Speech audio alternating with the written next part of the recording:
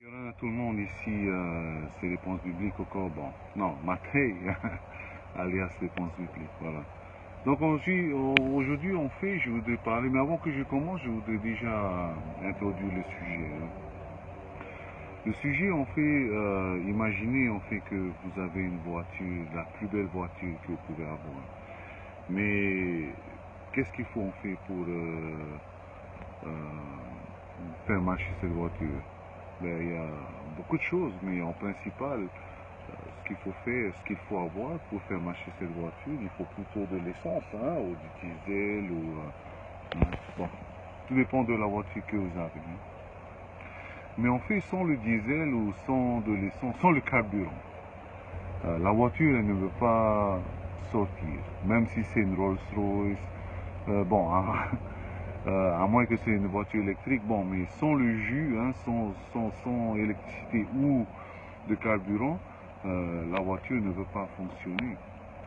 En fait, la raison pour laquelle je dis ça, c'est parce que nous aussi, en tant que chrétiens, c'est vrai que quand on devient chrétien, on donne notre vie à Dieu, mais dedans, notre corps, devient le temple de Dieu, le temple du Saint-Esprit. Mais sans cet esprit-là, nous, en tant que chrétiens, on ne peut pas vraiment avancer. Donc, c'est pour ça que je voulais entrer aussi dans ce domaine de l'étude de l'étude du Saint-Esprit. Et l'étude du Saint-Esprit s'appelle la pneumatologie. Pneumatologie, ça veut dire étude du Saint-Esprit. Pneuma en grec, ça veut dire esprit, et logie qui vient du mot logos, en grec qui veut dire verbe ou étude. Donc la pneumatologie, c'est l'étude de l'esprit. En tant que chrétien, pour nous, c'est l'étude du Saint-Esprit. Pneumatologie, ça vient d'un dénué grec, mais en hébreu, le mot en hébreu, c'est plutôt ruach Elohim. Ruach, ce mot-là, veut dire le souffle. Elohim, c'est le nom de Dieu, Elohim veut dire plutôt créateur. Voilà.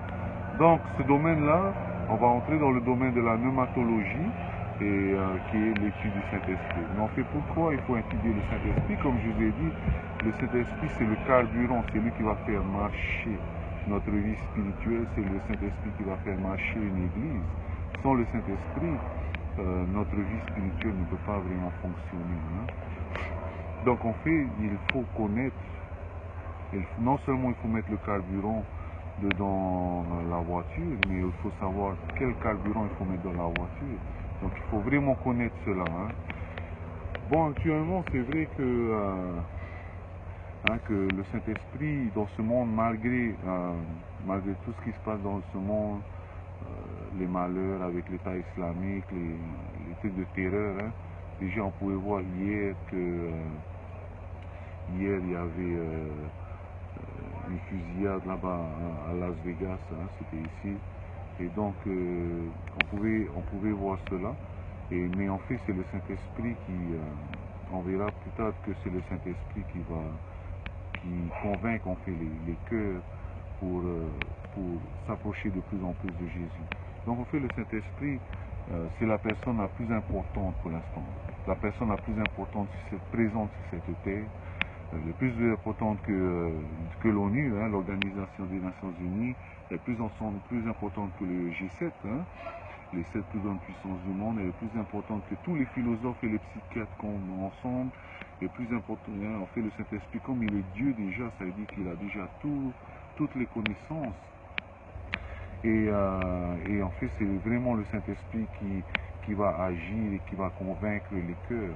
Et même durant l'avènement, ce qui veut dire que quand les chrétiens vont être pris par Jésus, il y aura la tribulation sur cette terre. Le Saint-Esprit sera toujours présent. Et voilà. Donc pour nous, pour qu'on puisse fortifier notre foi, on puisse grandir plus spirituellement, le Saint-Esprit est essentiel à notre croissance personnel, et aussi le Saint-Esprit est essentiel pour la croissance de chaque église. Bon, il est vrai que une chose qu'il faut savoir, c'est que le Saint-Esprit ne contredit jamais avec la Bible. Donc, s'il y a beaucoup de personnes qui disent « Ah, moi j'ai eu ça du Saint-Esprit, mais cela contredit la Bible », bon, on peut vraiment, par exemple, voir l'exemple des Mormons, par exemple. Ils disent que le Saint-Esprit a montré à Joseph Smith Dieu le Père, mais Jésus a dit en fait que personne n'a vu Dieu le Père. Et donc, tu vois, il y a une contradiction. Et en fait, le Saint-Esprit n'agit jamais en contradiction avec sa parole, la parole qui est Dieu. Ce sont vraiment des êtres unis. Donc, le Saint-Esprit, comme je vous ai dit, c'est aussi le pouvoir que Jésus nous a laissé. Je vais lire un passage avec vous qui est dans Acte 1:8. Acte 1:8 qui dit « Mais vous recevrez une puissance, le Saint-Esprit, survenant sur vous, et vous serez mes témoins à Jérusalem, dans toute la Judée, dans la Samarie et jusqu'aux extrémités de la terre. » Voilà. Donc vous recevrez une puissance, le Saint-Esprit. Déjà, il y a une loi. Vous savez, quand vous faites un business, il y a toujours une loi. Et le business, en fait, la loi, c'est que si tu as la meilleure location, tu as un très bon business. Si ton magasin il est dans un bon endroit, ton magasin va bien marcher. Si ton restaurant il est dans un bon endroit, ton restaurant il va bien marcher. Donc, et en lisant dans la Bible aussi, il faut toujours prendre en fait le verset dans le contexte. Quand on voit dans le contexte ici, Jésus en fait est en train de parler à ses disciples. Il a dit que quand vous recevrez une puissance, le Saint-Esprit. Jésus s'adresse en fait à ses disciples, il ne s'adresse pas à tous les chrétiens. Il ne s'adresse pas à tous les gens, il ne s'adresse pas à Marie, il ne s'adresse pas à Marie de Magdalène, non, il s'adresse juste à ses disciples. Et qu'est-ce qu'il dit à ses disciples? Qu'une puissance va venir sur vous. Voilà. Vous recevrez une puissance et cette puissance, et dès que cette puissance va arriver, vous allez pouvoir aller prêcher la bonne nouvelle. En fait, si on peut vraiment prendre dans le contexte, le Saint-Esprit en fait est donné aux disciples de Dieu. Les disciples de Dieu en fait c'est comme moi par exemple. Pour l'instant j'ai un pasteur. Mon pasteur en fait un mentor. Une personne que je mets. Bon, il y a déjà mon père, mais aussi un pasteur ici. Il s'appelle Carl Westerland. Et il a des très grandes connaissances, il est très sage, il a à peu près 75 ans. Et chaque fois qu'il m'appelle, on parle, on discute, et on a une bonne communion, on déjeune ensemble. Et j'aime bien prendre ça, les choses qu'il m'apprend, parce que j'ai toujours faim, j'ai toujours envie de lui parler, et j'ai toujours faim de connaissances. Donc on fait, dans un sens, moi aussi je suis un disciple de lui, malgré que à la fin je suis vraiment un disciple de Jésus parce que je veux vraiment connaître Jésus, mais moi je suis plutôt, on peut me dire aussi que je suis un disciple de Carl parce que lui il m'apprend des choses. Donc on fait, qu'est-ce que c'est être un disciple? Un disciple c'est vraiment vouloir apprendre du maître, voilà, vouloir apprendre du maître constamment.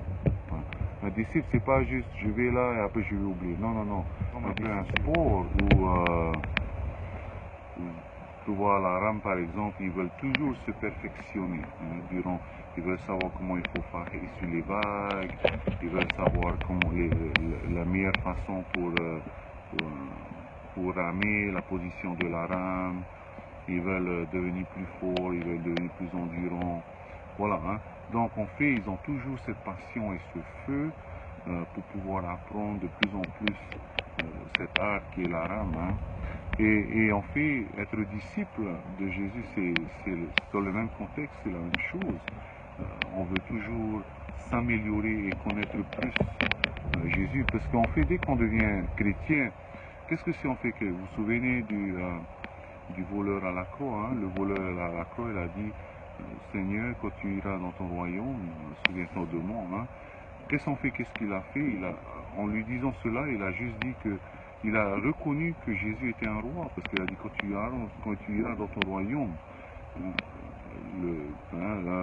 Le chef d'un empire, c'est un empereur, le chef d'un royaume, c'est un roi. Donc là, il venait juste de découvrir et de réaliser que Jésus était vraiment un roi.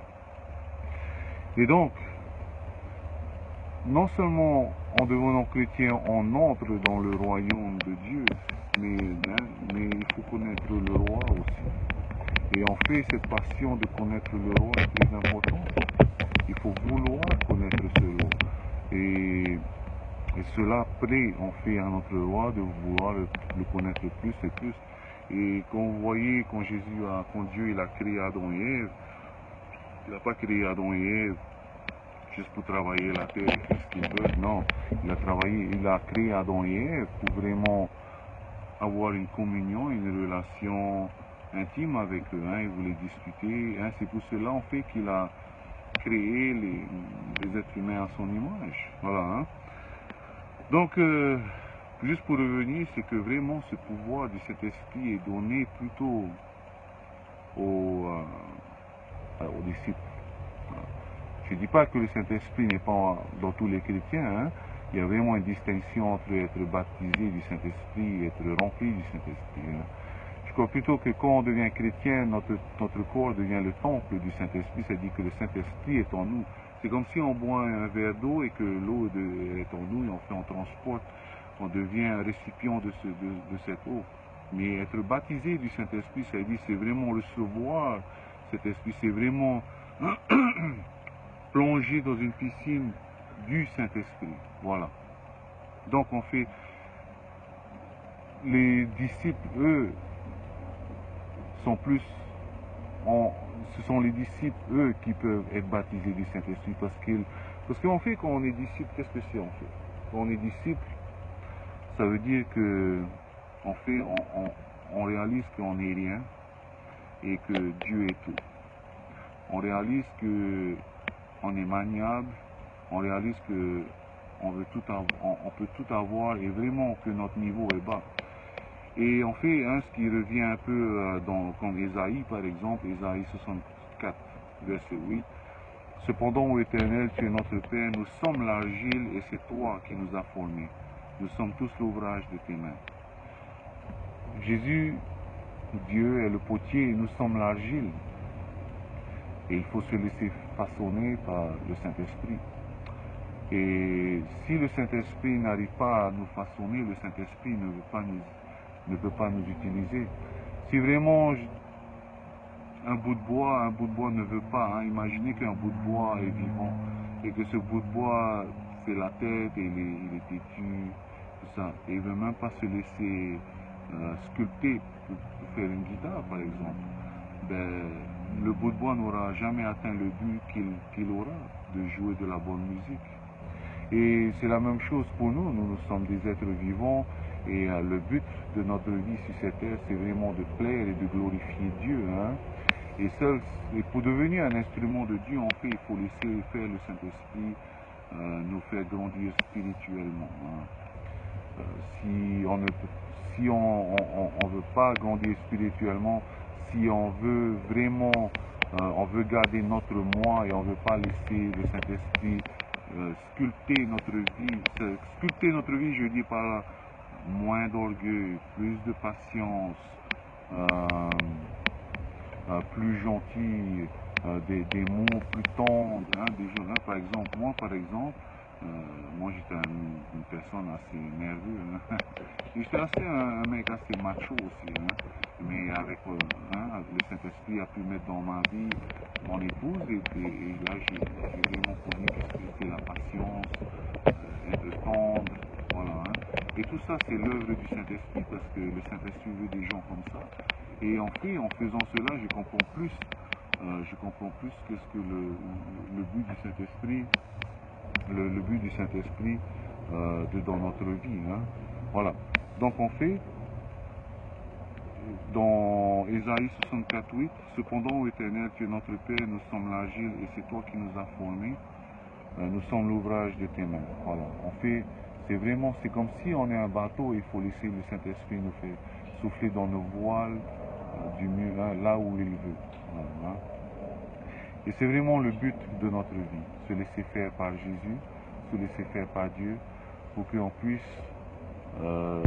donner gloire. On peut aussi voir dans Psaume chapitre 19 verset 1 où il dit que les cieux déclarent la gloire de Dieu. Hein.